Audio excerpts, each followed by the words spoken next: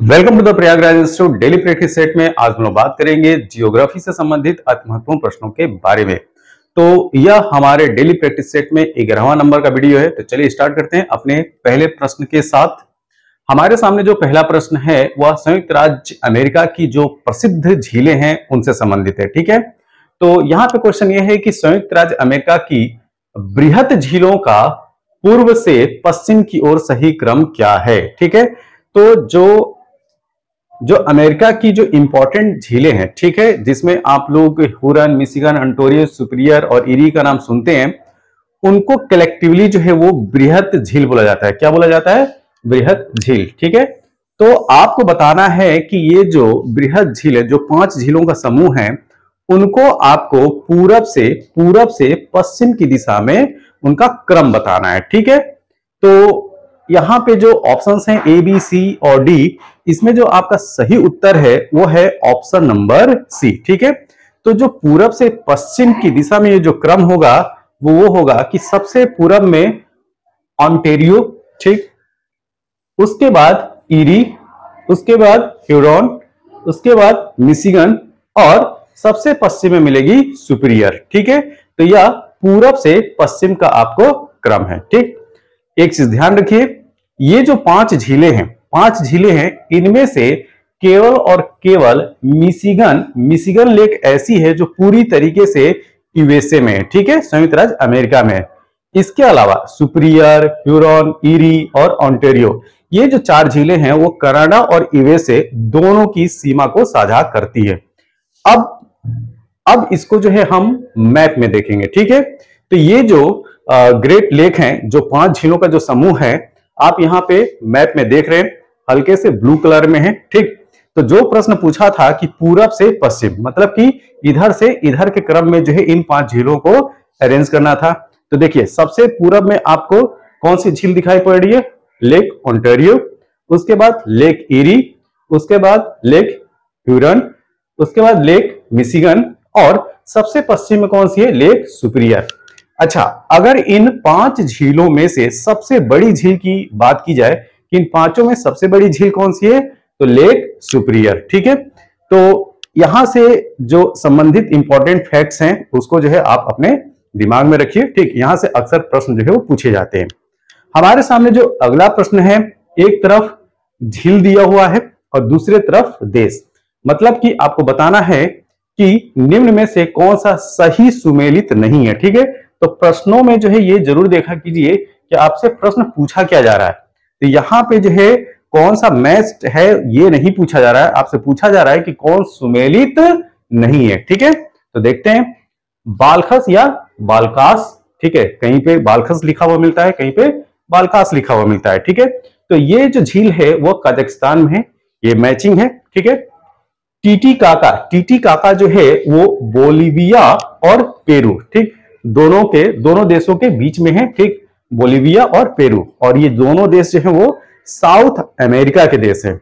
एक चीज और याद रखिएगा, अगर आपसे पूछा जाए कि साउथ अमेरिका में कितने लैंड लॉक कंट्री हैं, तो उनकी संख्या है 2। ठीक है, एक है बोलिविया और दूसरा है पराग्वे। ठीक है, पराग्वे और बोलिविया केवल 2 लैंड लॉक कंट्री हैं जो कि साउथ अमेरिका में, दक्षिणी अमेरिका में। इरी जो है यूएसए और कनाडा, अभी हमने देखा। ठीक, बैकाल जो है वो यूक्रेन में नहीं है। ठीक है, तो बैकाल जो झील है वो यूक्रेन में नहीं है, तो फिर कहां पे?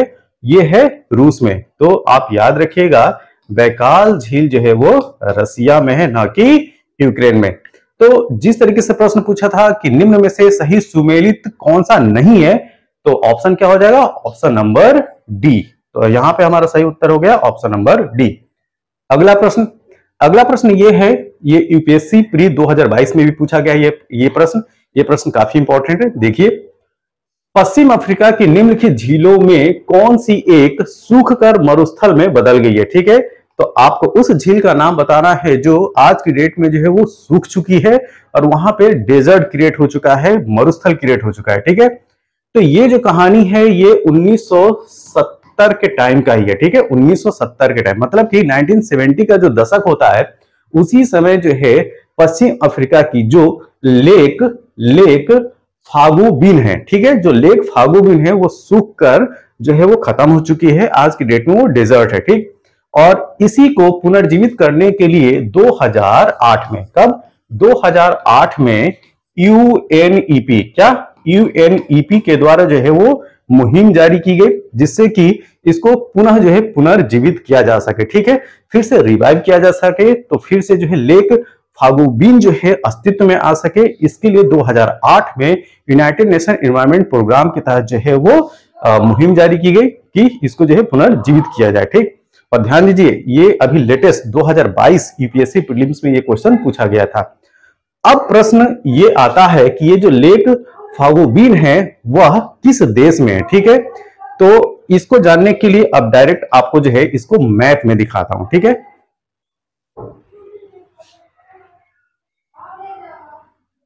इसको मैप, हाँ, तो ये जो आप लोग मैप देख रहे हैं ये माली देश का मैप है, ठीक। माली जो है वो अफ्रीका, हाँ ये आ गया, ठीक है। आप ये देखिए, ये जो है ये अफ्रीका कॉन्टिनेंट है, ये आप देख रहे हैं, ठीक है, ये अफ्रीका कॉन्टिनेंट है। इस अफ्रीका महाद्वीप में जो पश्चिम है, ठीक है, जो पश्चिम अफ्रीका में देखिए ये वाला पोर्शन ये है माली, ठीक, ये है माली। आप यहां पे इस तरह से ये मैप में देख सकते हैं, ये है माली का पोर्शन, ठीक। और माली की खासियत ये है, ठीक, कि ये क्या है, ये पश्चिम अफ्रीका में है। जो लेक फागु बिन की बात की जा रही है, यह जो है यह उत्तरी माली में, ठीक है, नॉर्थ माली में यह लेक फागु बिन जो है आपको देखने को मिलेगी। जो सॉरी, आज तो देखने को ही नहीं मिलेगी, आज की डेट में जो है अभी ये जो है सूख चुकी है, और आज की 1970 के टाइम पीरियड से ही ये जो है इसका अस्तित्व खत्म हो चुका था, ठीक। इसी वजह से 2008 में यूनाइटेड नेशन एनवायरनमेंट प्रोग्राम के द्वारा जो है इसको पुनः जो है रिवाइव करने की कोशिश की गई। अच्छा, एक चीज जो है आप कमेंट बॉक्स में जो है इस प्रश्न का उत्तर दीजिएगा कि जो यूनाइटेड नेशन एनवायरनमेंट प्रोग्राम है, ठीक है, यूएनईपी, इसका हेडक्वार्टर कहां पे है, ठीक है। अगला प्रश्न देखते हैं। अगला प्रश्न यह है कि निम्नलिखित में से कौन सा या कौन से मानव क्रियाकलाप के कारण हाल ही में, ठीक है, हाल ही में बहुत अधिक संकुचित हो गया है या सूख गया है, ठीक है। तो आपको बताना है कि यहाँ पे ये जो 3 सागर है, अरल सागर, काला सागर और बैकाल झील, ठीक है, इन तीनों में कौन जो है मानव की गतिविधियों की वजह से वह संकुचित हो गया है या सूख चुका है, ठीक। तो यहाँ पे जो ऑप्शंस दिए गए हैं, अरल सागर, काला सागर और बैकाल झील, इसमें आपका सही उत्तर है ऑप्शन नंबर ए, ठीक है, अरल सागर। अरल सागर जो है वो संकुचित होता जा रहा है और इसके लिए जिम्मेदार कौन है, मानव। अब हम अरल सागर को जो है ये एक विस्तृत मैप में देखेंगे, इसकी पोजीशन कहाँ है। तो अरल सागर कजाकिस्तान, आप ये देखिए, ठीक, जो थोड़ा सा डार्क ग्रीन में दिखाई पड़ रहा है, कजाकिस्तान और उज्बेकिस्तान ये दोनों के बीच में, ठीक है, इसकी पोजीशन ये है, ठीक है, ये जो है ये है अरल सागर। तो अरल सागर की जो पोजीशन है वो कजाकिस्तान और उज्बेकिस्तान दोनों के बीच में है। तो अगर आपसे पूछा जाए कि अरल सागर जो है वो किन 2 देशों के बीच में है, तो कजाकिस्तान और उज्बेकिस्तान। इसको याद रखने के लिए आप जो है इस तरीके से याद रख सकते हैं, काउ, ठीक है, के फॉर कजाकिस्तान, ए अरल सागर हो गया और यू जो हो गया उज्बेकिस्तान हो गया, ठीक है। तो मानव गतिविधियों की वजह से जो अरल सागर है दिन पर दिन जो वो संकुचित होता जा रहा है। निम्नलिखित में से कौन सी विश्व की दूसरी सबसे गहरी झील है। यहां पे जो प्रश्न पूछा जा रहा है कि वर्ल्ड की सेकेंड डीपेस्ट लेक कौन सी है, ठीक है। तो विश्व की दूसरी सबसे गहरी झील, ठीक है, ना कि पहली। तो यहाँ पे जो ऑप्शंस हैं, टांगानिका झील, बैकाल झील, सुपिरियर झील, ग्रेट बियर झील, ठीक। तो यहाँ पे सही उत्तर है टांगानिका झील, जो कि तंजानिया में ये जो झील है टांगानिका जो है वो दूसरे नंबर पे आती है, ठीक। तो पहले नंबर पे कौन सी आती है, बैकाल झील। अगर आपसे पूछा जाए कि विश्व की वह कौन सी झील है जो गहराई के मामले में सबसे गहरी है, तो वह है बैकाल झील। दूसरे नंबर पे कौन है जो कि प्रश्न पूछा गया है, तो वह है टांगानिका झील, जो कि तंजानिया में है। अच्छा, अगर आपसे पूछा जाए कि मीठे जल की सबसे बड़ी झील कौन सी है, तो वो है सुपिरियर झील, जो कि कनाडा और यूएसए के बीच में है, ठीक है। अच्छा, यहाँ पे जो चौथा है ग्रेट बियर झील, वो कहाँ पे, तो ग्रेट बियर झील, ग्रेट स्लेव झील, ये सब जो है वो कनाडा की झील है। निम्नलिखित में से कौन सही सुमेलित नहीं है? आपको बताना है कि दिए गए ऑप्शन में कौन जो है सही सुमेलित नहीं है। टीटीकाका झील, बोल्विया पेरू, ये सही है, ठीक।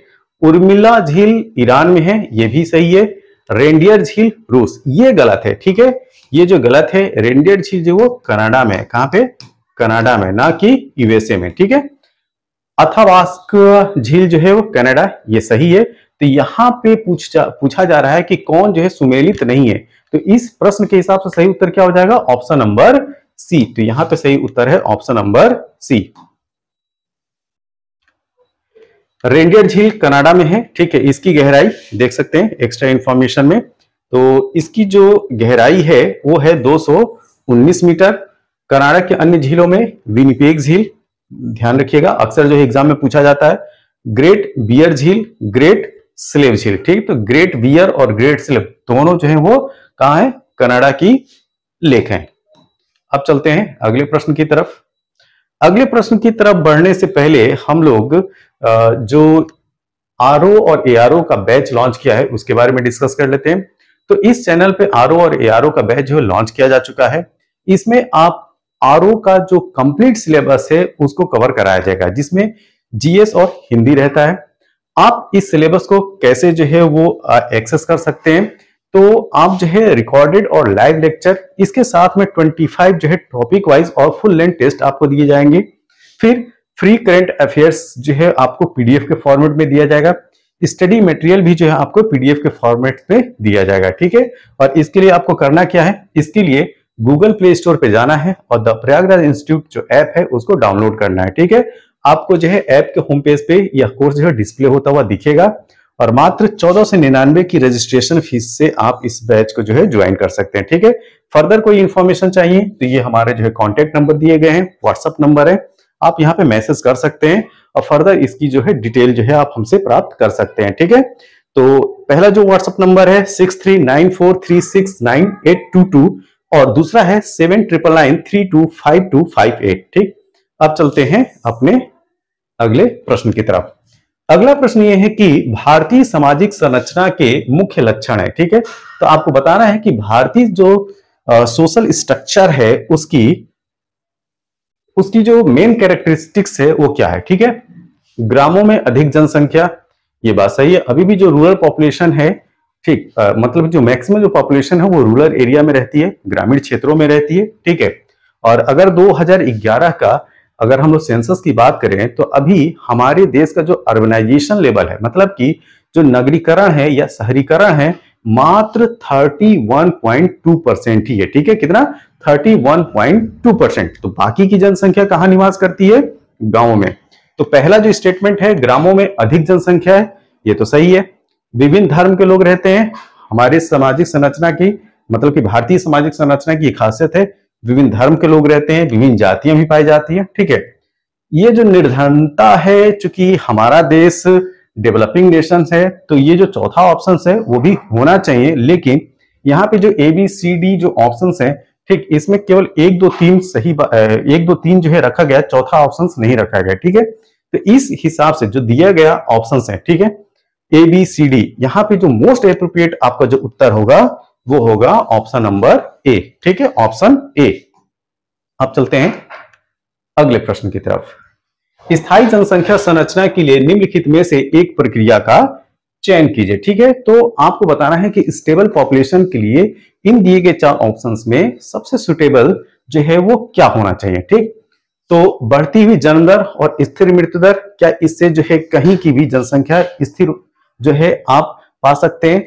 अगर जन्म दर बढ़ रही है तो वो जनसंख्या जो है स्टेबल नहीं हो सकती, भले जो है मृत्यु दर स्थिर हो, ठीक है, उसमें आपको जनसंख्या बढ़ती हुई नजर आएगी, ठीक। घटती हुई जन्म दर और बढ़ती हुई मृत्यु दर, इसमें क्या होगा? इसमें जो है जनसंख्या घटती हुई नजर आएगी, ठीक। स्थिर जन्म दर और मृत्यु दर, मतलब कि जो जन्म दर है और जो मृत्यु दर है वो क्या है? स्टेबल है। तो इस कंडीशन में क्या हो सकता है कि वहां की जो पॉपुलेशन, वहां की जो जनसंख्या है वो आपको स्टेबल नजर आएगी, ठीक है। तो ये जो ऑप्शन सी है वो मोस्ट एप्रोप्रिएट है, ठीक है। स्थिर जन्म दर और घटती हुई मृत्यु दर, इससे भी उस स्थान की जो जनसंख्या है वो स्थिर नहीं हो सकती है, ठीक है। इस कंडीशन में भी आपको घटती हुई जनसंख्या दिखेगी। ठीक, तो मोस्ट एप्रोप्रिएट यहां पे दिए गए 4 ऑप्शंस में क्या होगा? ऑप्शन नंबर सी।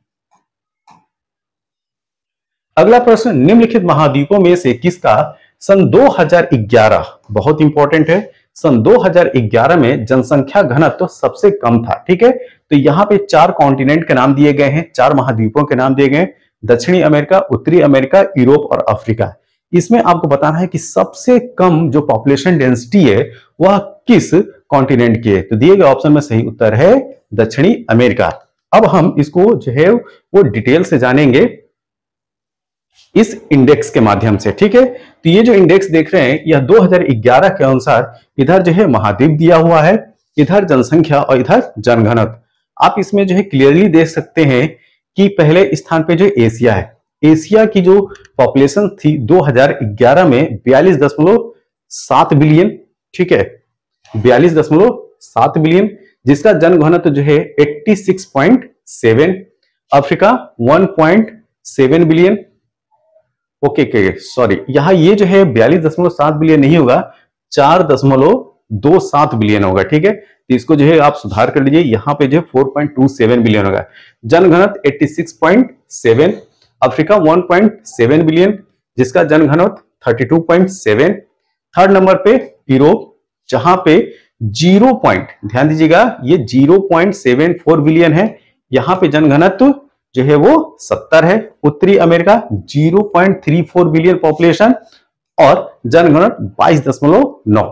दक्षिण अमेरिका, उसके बाद इसका स्थान आता है दक्षिण अमेरिका का, यहां पे 0.39 बिलियन जो है पॉपुलेशन है, लेकिन जो पॉपुलेशन डेंसिटी है वो 21.4 है। ऐसा क्यों? क्योंकि जो उत्तरी अमेरिका का एरिया है, ठीक है, वह दक्षिणी अमेरिका की तुलना में कम है। ठीक है, इस वजह से यहां पे पॉपुलेशन तो ज्यादा है लेकिन पॉपुलेशन डेंसिटी कम है। कितनी है? 21.4। ठीक है, तो यही जो है वो ऑप्शंस में थे, दक्षिण अमेरिका, उत्तरी अमेरिका, यूरोप और अफ्रीका। तो इसमें सबसे कम पॉपुलेशन डेंसिटी वाला कौन सा हो गया? ये हो गया क्या? दक्षिण अमेरिका। इसके बाद जो ओसेनिया है, इसमें 0.4 बिलियन पॉपुलेशन है और 4.25 जो है इसकी पॉपुलेशन डेंसिटी है। अंटार्कटिका 4490, ठीक है, यहाँ पे पॉपुलेशन बताई जाती है और पॉपुलेशन डेंसिटी वो नगण्य है। ठीक है, नगण्य इसलिए क्योंकि यहाँ पे एरिया बहुत ज्यादा है अंटार्कटिका का और लोगों के रहने की संख्या जो है वो ना के बराबर है। ठीक है, तो ये जो है इंडेक्स याद रखिएगा। वर्ष 2011 की जनगणना के अनुसार भारत के निम्नलिखित राज्यों में से किसमें जनसंख्या का घनत्व उच्चतम है? आपको बताना है कि दिए गए इन स्टेट में सबसे ज्यादा पॉपुलेशन डेंसिटी किस राज्य की है। तो बिहार, केरल, पश्चिम बंगाल और उत्तर प्रदेश। दिए गए ऑप्शन में हमारा जो सही उत्तर है वो है बिहार। ठीक है, ऑप्शन क्या सही है? बिहार। बिहार की जो पॉपुलेशन डेंसिटी है, जनघनत्व है, वो इन दिए गए ऑप्शन में सबसे ज्यादा है। और ये दिए गए ऑप्शंस में ही सबसे ज्यादा नहीं है, पूरे भारत की अगर बात की जाए तो पूरे भारत के राज्यों में सबसे ज्यादा जो पॉपुलेशन डेंसिटी है वो बिहार की है। ठीक है, तो भारत के जो 5 जनघनत्व वाले राज्य हैं उनकी ये लिस्ट है, उसको देख लेते हैं। ठीक, तो 2011 के सेंसस के अनुसार यहाँ पे बात की गई है। यहाँ पे आप देख सकते हैं कि बिहार जो है वो पहले स्थान पे है। यहाँ पे जनघनत्व कितना है? 1106। ठीक है, 1106।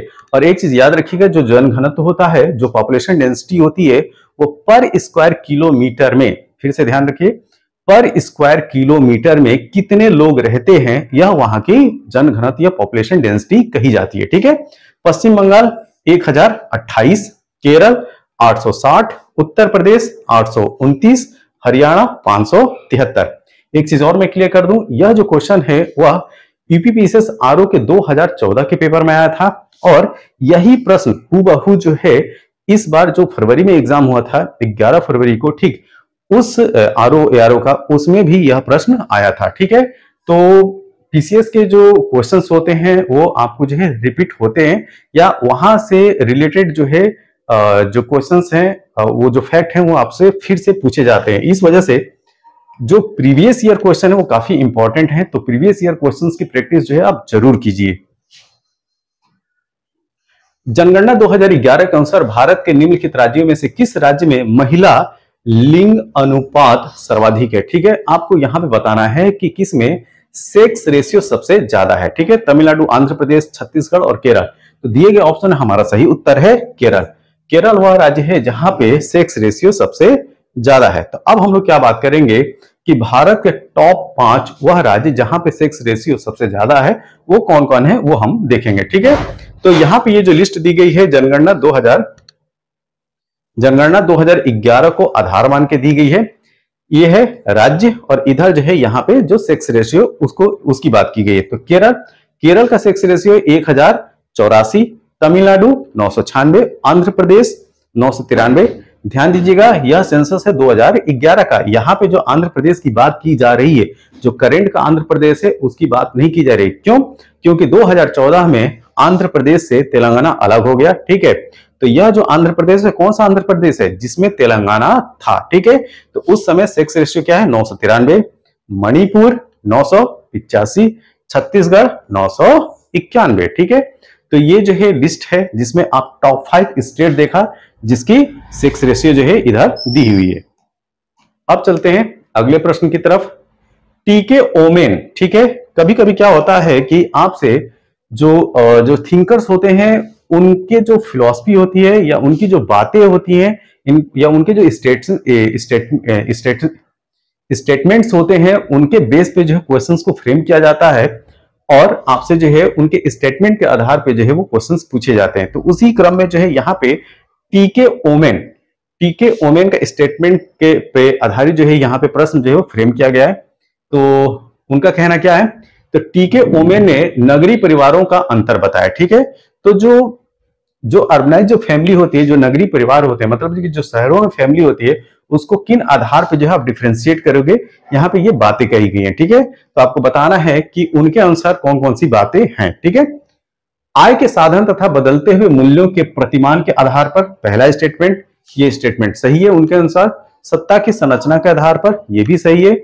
नगरीय सामाजिक वातावरण तथा सामाजिक पारिस्थितिकी के आधार पर, यह भी सही है।